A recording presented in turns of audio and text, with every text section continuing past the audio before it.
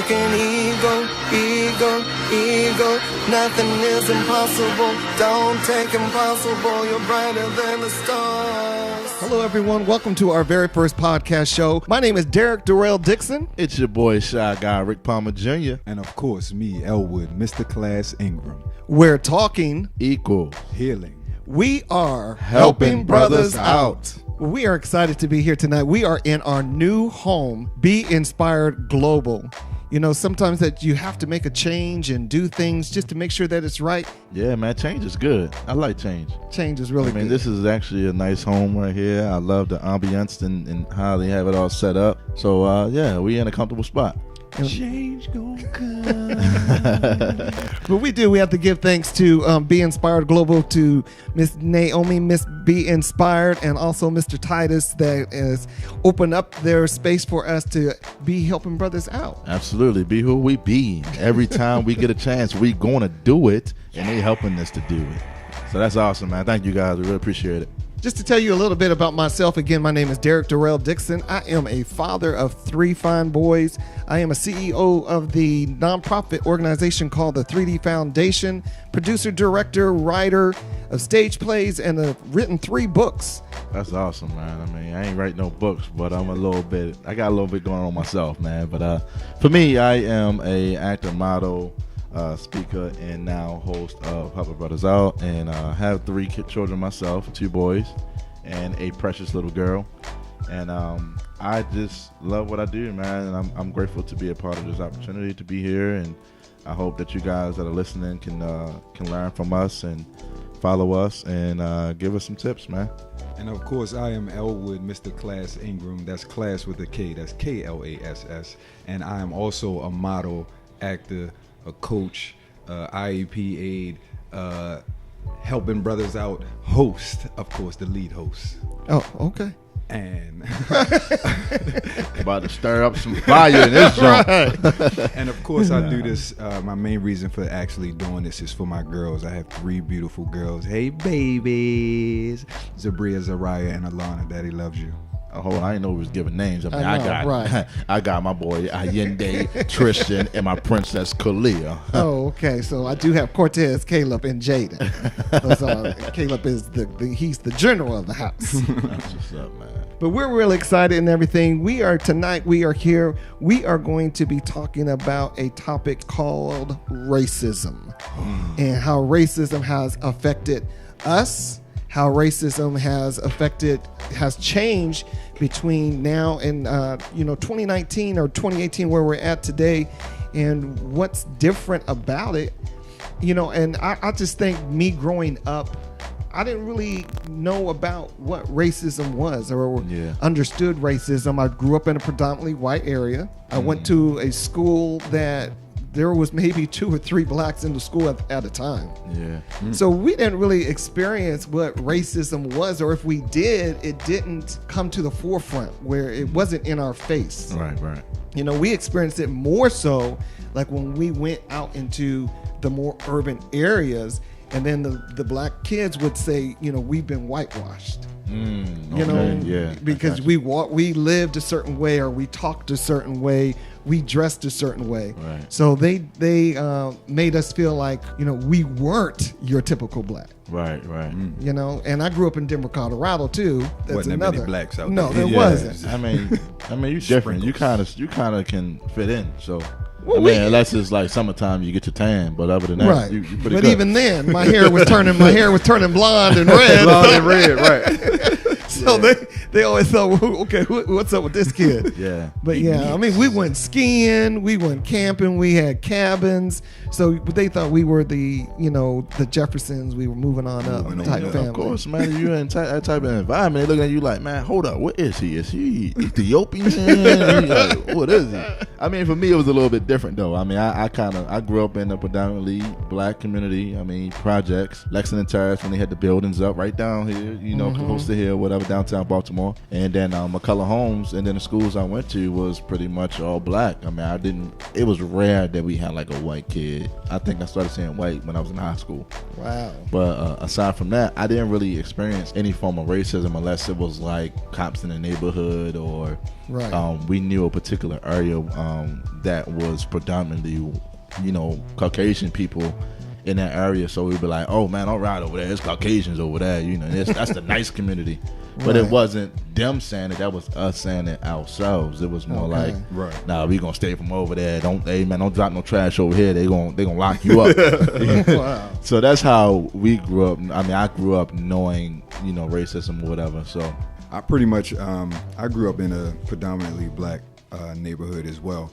But I always traveled a lot because my family was pretty much moving like every year. So I didn't really experience racism and really know what racism was until about 8th grade. One of my best friends, his name was actually Rick as well. See, man, it's destiny, man. Right? Exactly. And hold on, man. Did you say y'all travel every year? Yeah. We were literally moving like every year. You would have thought y'all I was moving every year. Moving I was every escaping year. something. You would have thought like that I was a military brat, but I wasn't. Okay. But my best friend, like I said, his name was Rick, and his grandparents were racist. And he was just like, well, we can't really cut through the yard because my grandmother don't like blacks. And I was like, I'm wearing yellow today, so we should be safe. And he was like, no, they don't like black people. And I said, well, it's okay. I could change that mind. I was always the person that was always positive about a lot of things. So when it came to the point where they were, discriminating against me and saying, well, I don't want you playing with my nephew. I don't want you doing this with my grandson. I always killed them with kindness. I still spoke. Because my mother raised me right. So I still spoke. I still respected them because they were my elders.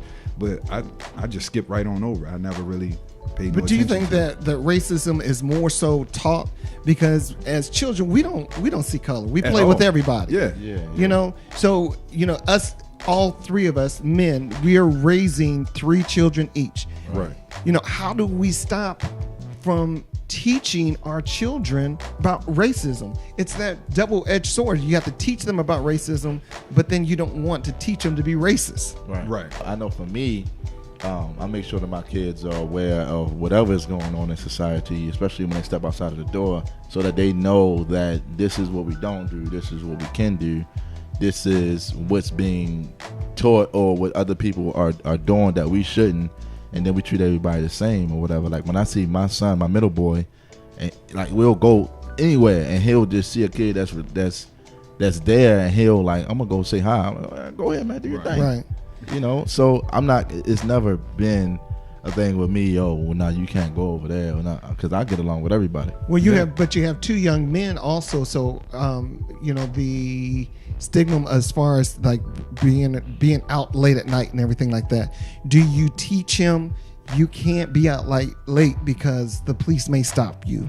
Do they understand that aspect of it? Well, I haven't had that talk yet, luckily, but I do have my 14-year-old, and that time will come where I have to let him know, be cautious of the time that you're out. But what age do we start teaching them that? Because to me, it's like now we got to teach our 10-year-olds and stuff that. Yeah, now. I mean, when they start being independent, like when they doing things like sports that's having them out a little bit later than school hours, or if they want to go hang out with their friends, then you tend to like want to have that conversation because you tell them like be cautious and be aware and things like that.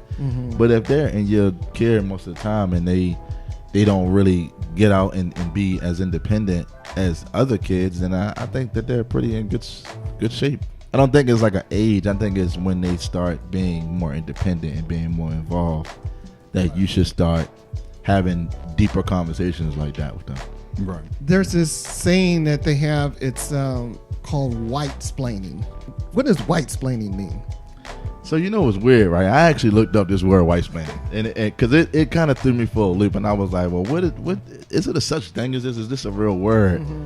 But so I looked this up, right? So according to Jonathan Walton, which is an actor of 12 Lies That Hold America Captive, he said that there are many strands of this word white-splaining or whatever, but what unites them all is the belief that white people are more qualified to decide what's racist and what's not. So basically what it's saying is that they try to change your mind of how you feel or how you think.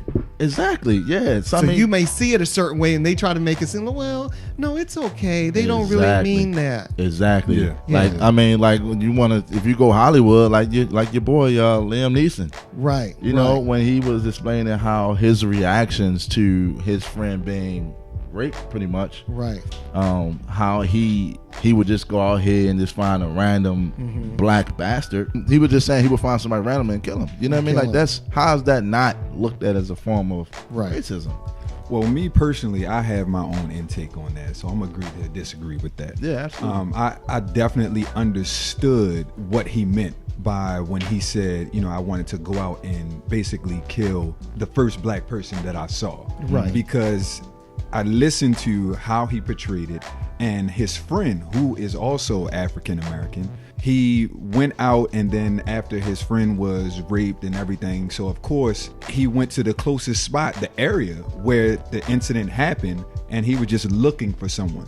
So all the time, no matter what color you are, you're acting off of your own impulse, Right. and basically reacting out of anger. So to me, what that basically meant was, it didn't really matter the color. It didn't matter if they were black, white, Hispanic, Puerto Rican. If that would have still been his friend, he would have still gone out and seek revenge because they did something to someone who was close to him. Now, his words may not have been the greatest, but to me, I totally understood what he said. I definitely agreed with him, because what I found is I've been more stereotyped and more discriminated against by my own people, more so than white people. Yeah. And yeah.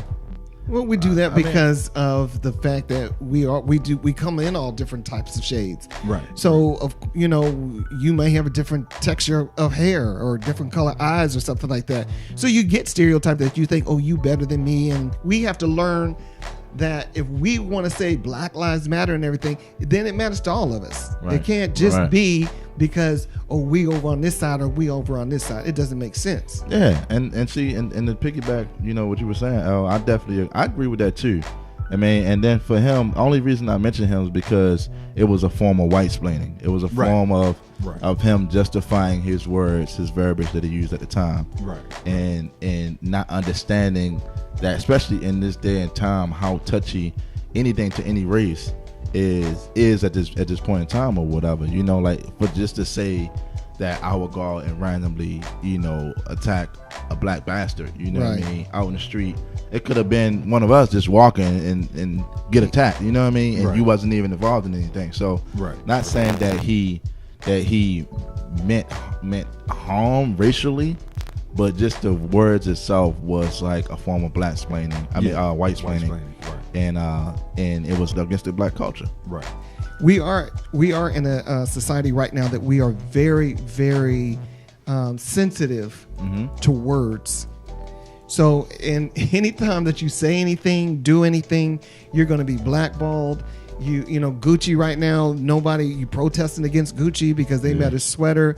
The blackface is, that's a very sensitive subject right now. So Yep. do we always have to be so sensitive because someone like the blackface? I understand, I get it. Right. But little things like what Neem's saying, I understand you have two different points. So how do we get people to say, don't be so sensitive about everything that everybody says? Why are you taking it so personal? Why is it a personal attack on yourselves?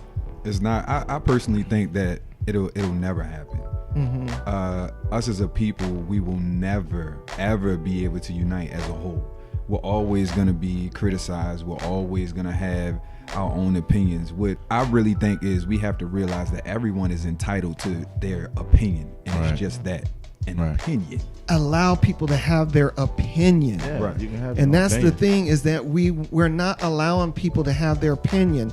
We're not going to get into his subject tonight. We're going to talk about this on our next episode. But Jesse Smollett, everyone's got their opinion man. on that right now. Man, yeah. And that's that's just another thing. But that subject right there, he allegedly Yeah. lied about something. I'm just confused by that, man. I'm and like, we're so why? confused. But Yeah, but like, you brought people together. But now you brought the people together, and we're mad. So this is the thing that I just want to piggyback again. What El said about the unity is it's going to take our own people, man. Yeah. Yeah. You know what I mean? Like, it's so sad that we see the Mexicans, we see every other race Working together, they work living together, man, living together in one car. yes. Right. You know, but we can't even pick our brother up on the side of the street that may be waving his hand and get down the corner, Right. around the corner, you Without know what I mean? wanting something. Without wanting something. Yeah. And I get it. I mean, our ancestor days where everybody had to kind of like work hard and fight for what they needed to get, and we out there picking crops and we trying to make our way and things of that nature. So I get it. I mean, but I don't. It's like, why do we have to be so sensitive? Yeah, sensitive and at odds with each other, man. Like, and it goes back to support. You know what I mean? Like, there is none. how can we be a unit and we can't support? I mean, Dr. Martin Luther King was trying to do it himself, Right. while getting people united of any color, Right. you know. So, But I mean, that's why I love all my race. I got all kind of friends. I got.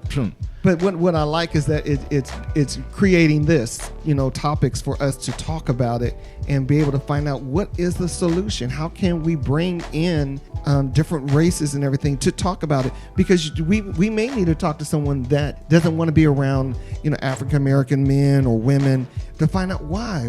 Because to me, there's some hurt in there. Yeah. There's some hurt real down deep inside that you don't want to. I really blame it on a lot of things have to deal with social media. A lot of people are misinformed or just not informed at all. But there A lot wasn't of social people- media, Oh no. back then. Oh, yeah, there not wasn't no back such then. social media. So It was word of mouth. It was traveling down Right. the street and you telling Right. Bob about Billy and telling Yeah. James, and then James be like, "Oh yeah, I'm coming down there to see Bob." right. You know, so to me, social media is just really giving people a platform. yeah, More so of a platform just it's a to hideout, man. And then Yeah. the news, like that's a number one reason I never watch the news. I don't even watch the news for weather. Like I don't believe anything that they say. Nothing is accurate. They just like they say, oh, it's gonna be the biggest snowstorm ever. Man, I could blow the snow right off the deck. Like, I don't believe nothing that they say. And CNN, everything is fake news. You got Donald Trump tweeting about this. Everything is fake to me. So I rely on my own resources and go back to the real sources. Or unless I can actually talk to that person to see their state of mind, then I don't believe it. It goes in one ear, out the other. Yeah, I always wondered how come the news sometimes like they only have a certain amount of time to talk about the good stuff, but the rest of the news is Everything getting bad. all the, 0.2 getting all the seconds drama. of- Right. Yeah, I always wondered about that. It doesn't, especially in the city. You like, man, it don't feel like I don't feel all this crime around me. I mean, I Right. know it happens because you don't News is see a- it, right? But News we is don't another see But it. I'm down reality here, I'm down here down the block, and we having a whole festival down Right. here. Yeah, because they could be reporting. There could be 2 shootings in the city, but they Yeah. make it seem like 20 people got Oh, killed. right, yeah. Right.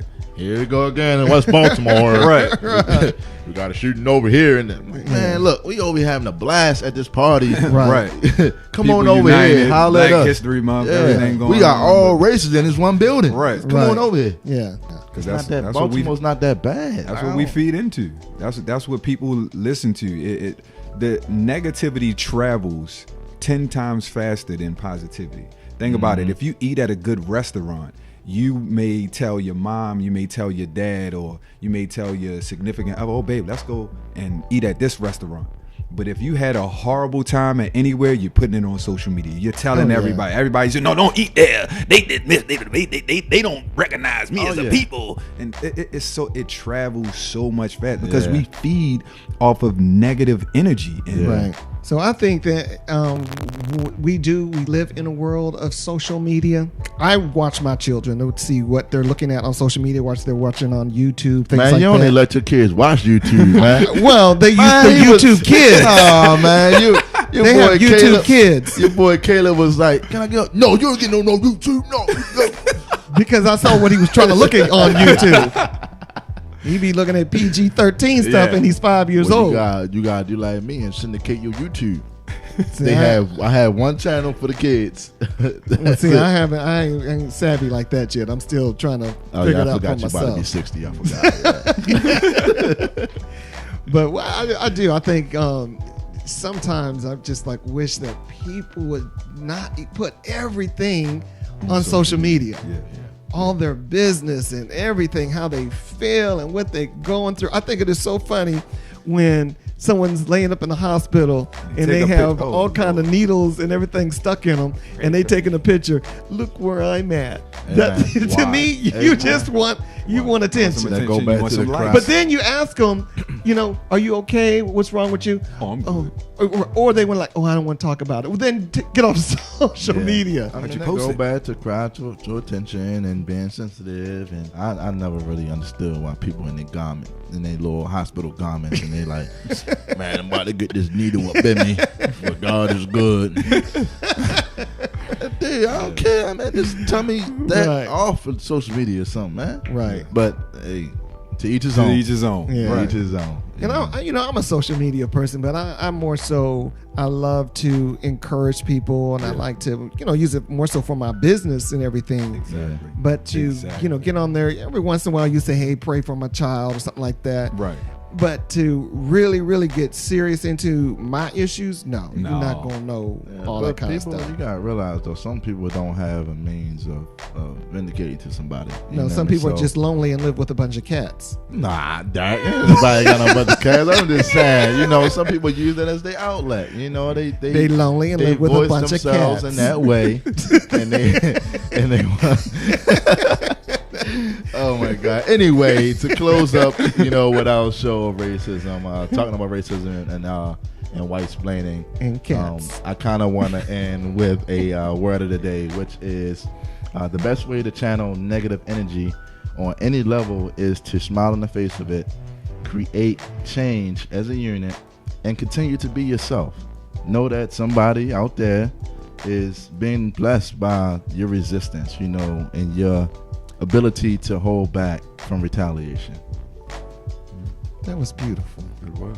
Well, I almost teared I was up. thinking about doing some stand-up one day. Well, you keep sitting down.